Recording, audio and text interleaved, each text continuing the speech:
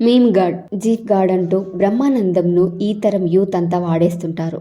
బ్రహ్మానందం కనిపించని క్షణం అంటూ ఉండదు. ఆయన ఫోటోలు చూడకుండా రోజు కూడా గడపలేరు.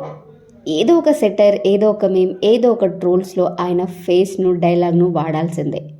బ్రహ్మానందం గురించి తెలుగు ప్రేక్షకులకు, తెలుగు ప్రజలకు ప్రత్యేకంగా చెప్పాల్సిన పని లేదు.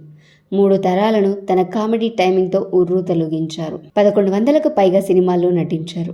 నవ్వించడంలో బ్రహ్మానందాన్ని మించిన వాళ్ళెవ్వరూ లేరు. తెలుగు సినీ చరిత్రను రాస్తే అందులో ఖచ్చితంగా ఓ అధ్యాయం బ్రహ్మానందం పేరిట ఉండాల్సిందే. 2K కిడ్స్ సోషల్ మీడియా యుగం బ్రహ్మానందం లేకుంటే ఏమైపోయేవాళ్ళు అని ఊహించుకుంటేనే భయంకరంగా ఉంది అని బ్రహ్మానందం స్టైల్లోనే చెప్పాల్సి వస్తోంది. బ్రహ్మానందం చేని పాత్రంటూ లేదు. ఎన్నో సినిమాల్లో ఎన్నో చిత్ర విచిత్రమైన పాత్రలతో ప్రేక్షకుల్ని నవ్వించారు. కొన్నిసార్లు ఆడియన్స్ చేత కంటతడి కూడా పెట్టించారు. కానీ బ్రహ్మానందం అంటే అందరికీ నవ్వులే గుర్తొస్తాయి. బ్రహ్మానందంలో గొప్ప నటుడు దాగి ఉన్నాడు. కానీ ఆయన కామెడీ టైమింగ్నే అందరూ ఇష్టపడుతుంటారు. అలా తన కామెడీతో బ్రహ్మానందం తెలుగు చిత్ర సీమలో చెరగని ముద్ర వేసుకున్నారు. ఇప్పటి జనరేషన్ మాత్రం బ్రహ్మానందంను గాడ్ ఆఫ్ మేమ్స్, జీఫ్ గాడ్ అని పిలుస్తుంటారు. బ్రహ్మానందం సినిమాలోని సీన్స్, డైలాగ్స్, ఎక్స్ప్రెషన్స్తోనే ఇప్పుడు సోషల్ మీడియా నడుస్తోంది.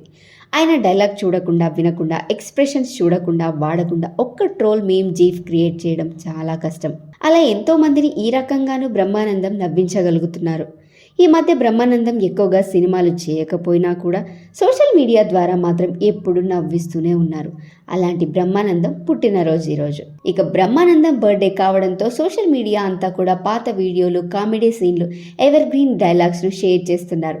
ఇక మీమర్స్ డే అంటూ నెట్టింట్లో రకరకాల మీమ్స్ ట్రెండ్ చేస్తున్నారు. ఇక బ్రహ్మానందం పర్సనల్ లైఫ్ గురించి తెలుసుకోవాలనుకుంటే ఆయన పూర్తి పేరు కన్నెగంటి బ్రహ్మానందం. ప్రఖ్యాత తెలుగు హాస్య నటుడిగా గుర్తింపు పొందారు. సినిమాల్లోకి రాకముందు ఈయన లెక్చరర్గా పనిచేశారు.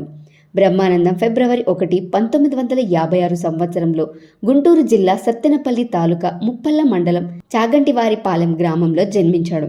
ఇతని భార్య పేరు లక్ష్మి. వీరికి 2 కుమారుడు, గౌతమ్, సిద్ధార్థ్. బ్రహ్మానందం వివిధ భాషల్లో 1000కి పైగా సినిమాల్లో నటించి 2010లో గిన్నిస్ రికార్డులోకి ఎక్కారు. భారత ప్రభుత్వం పద్మశ్రీ పురస్కారం ఇచ్చింది. ఉత్తమ హాస్య నటుడిగా 5 నంది పురస్కారాలు, 1 ఫిలింఫేర్ పురస్కారం, 6 సినిమా అవార్డులు, 3 సైమా పురస్కారాలు అందుకున్నారు. 2005లో ఆచార్య నాగార్జున విశ్వవిద్యాలయం ఆయనకు గౌరవ డాక్టరేట్ ప్రదానం చేసింది. తెలుగులో 20వ శతాబ్దంలో వచ్చిన సినిమాలన్నింటిలోనూ నటించారు బ్రహ్మానందం గారు. నరేష్ కథానాయకుడిగా నటించిన సీతావతారం అనే చిత్రంలో కథానాయకుడి 4 స్నేహితుల్లో ఒకడిగా నటించారు.